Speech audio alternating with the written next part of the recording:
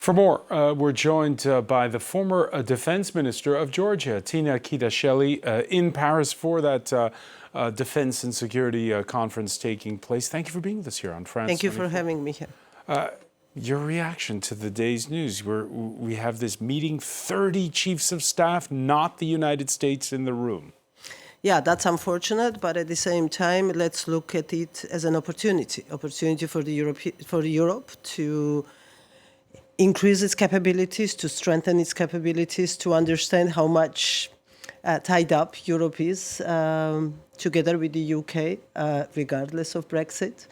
And I believe that US will come back to the board eventually. So this is just a passing storm?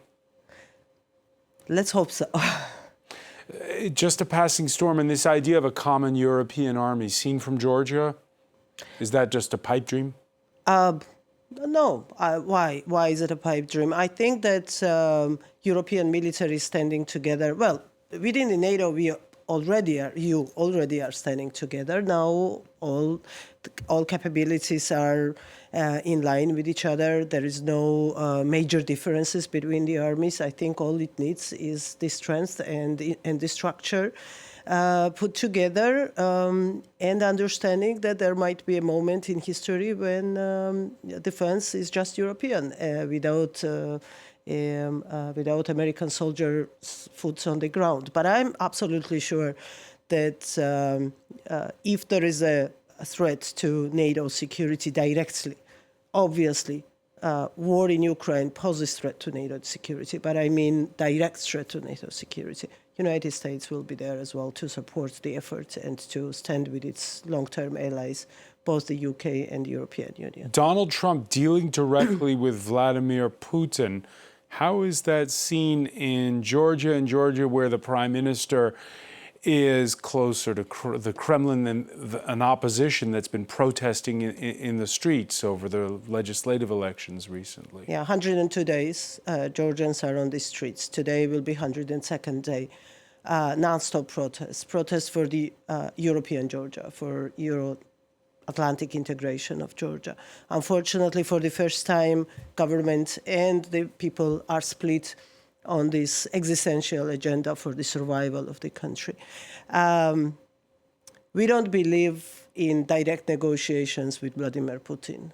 That's been experienced for many countries, including this very country that we are in right now. In 2008, President Sarkozy negotiated peace for Georgia. We saw how it ended. Russian troops are standing on the soil of Georgia. 20% of the country is still under the occupation. Vladimir Putin eventually never signed. Well, actually, at that time, it was not Putin. It was a different president, but does not really matter.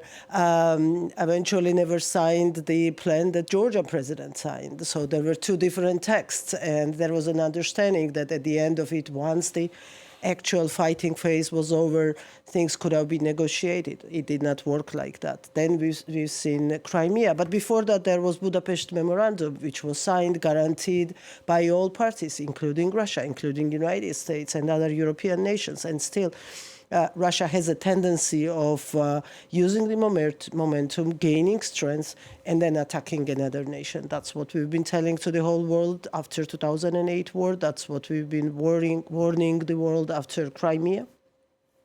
Unfortunately, 2022 happened, and some countries were still saying that it was a surprise. We don't really understand why it was a surprise. Well, I hope President Trump can cut a deal with Russians different than anyone else was able to do it. Again, you don't sound convinced. We don't have faith that Vladimir Putin can keep his word, that there's any meaning in his word. But with the necessary security guarantees for Ukraine, and with strengthening Ukraine, and Europe standing with the Ukraine,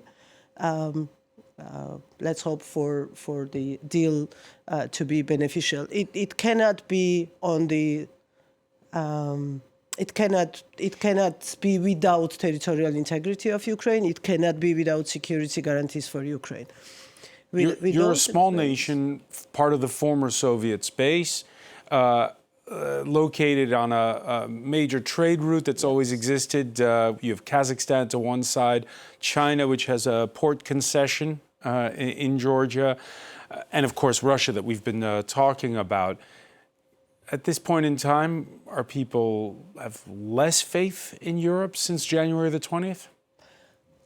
No. And we can see on the map here, by the way, those important ports that you have on the Black Sea. Yes, actual reality is that we have 3 major ports in Georgia. Well, actually, we have 4 ports in Georgia, 3 controlled by Georgian government today, and the first one in this stretched part, Abkhazia, occupied by Russia, where Russia is promising to build up a military naval base, the addition to the military bases that they already have. So that's seen by Russians as one of those leverages they can use against Europe for all the disturbing the trade routes if the middle corridor will actually materialize and gain the strength as it is seen on the drafts. So far, Batumi port is not controlled by Chinese. In Poti, there are very serious interests of Chinese. And Anaklia Deep Sea Port, which is the project under development, as it is promised by the sitting ruling party in Tbilisi, will be handed over to China beginning of April.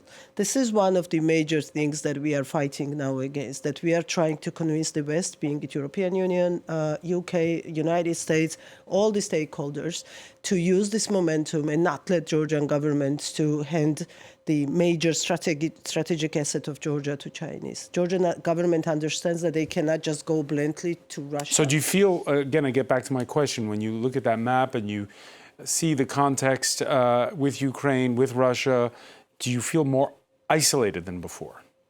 There are 2 sides to the story, right? We do feel more isolated because for the first time we have a sitting de facto government that nobody recognizes, and I hope it will continue like that, who is aligned with Russia, and because of that, all our insecurities are even stronger. But at the same time, with the support that people of Georgia are getting from European Union, UK, US, Canada, all the democracies in the world, at the same time, we feel that there is a way to survive and there is a way to get that support materialized in actual help to the people of Georgia. But obviously, we understand that first what we need to do is to do our homework and deal with our own problems back home. Tina Khidasheli, that brings us back to my initial question, which was, is Emmanuel Macron employing the right method in speaking with everyone but the United States when he's sitting down with those chiefs of staff, or should he have included them in the room? Should they be in the room? I think French President already had a meeting at the Oval Office. He spoke with the Americans. We know from media that there was further communication with Washington, and I hope that dialogue will never stop, because without the dialogue, without transatlantic dialogue, there is no security for Europe or for the world, for that matter. And I believe that people understand it in Washington the same way as we do in Europe and in the parts of the world that has been partially occupied by Russia over the years. Why has the world changed suddenly so fast? Well, we are told that now politics is transactional, and I guess that's kind of an answer we are given. But I think people have different visions, different understanding of the world, different understanding of how deals are done. When you have traditional sort of straightforward politicians in office, or when you have businessmen coming to the office, there are different approaches that I can understand. Most important part in it is that we don't lose the value system that United States or Europe was built on. Because if that is lost, then countries like mine have no way of survival. When you see, on that score, when you see, for instance, Elon Musk blasting Romania's Supreme Court for stopping the Constitutional Council for stopping the candidacy of the far-right candidate what's your reaction? Yeah, that's very much against what his whole ideology, as he tries to present it, stands for. When he speaks that he's against USAID or National Endowment for Democracy or any other NGOs for that matter, because allegedly, as he believes, they intervene in the affairs of foreign countries. well, the statements about the Romanian Constitutional Court is exactly interference in the affairs of a foreign country. I think Romanians are smart enough and strategic enough to deal with their own problems with their democracy, and they will find best solution for their country. And Elon Musk, whether he wants it or not, have to accept and recognize it. But I think these are temporary issues, temporary problems that the world is facing. On a bigger picture, the fate of the democracies and the world security, European security, will be decided in deals with Kiev, not with Moscow, not somewhere else, but with Kiev. Whatever makes Ukrainian people happy, secure, will be the best solution for the security in Europe. Tina Khidasheli, thank you so much for being with us here much. on France 24.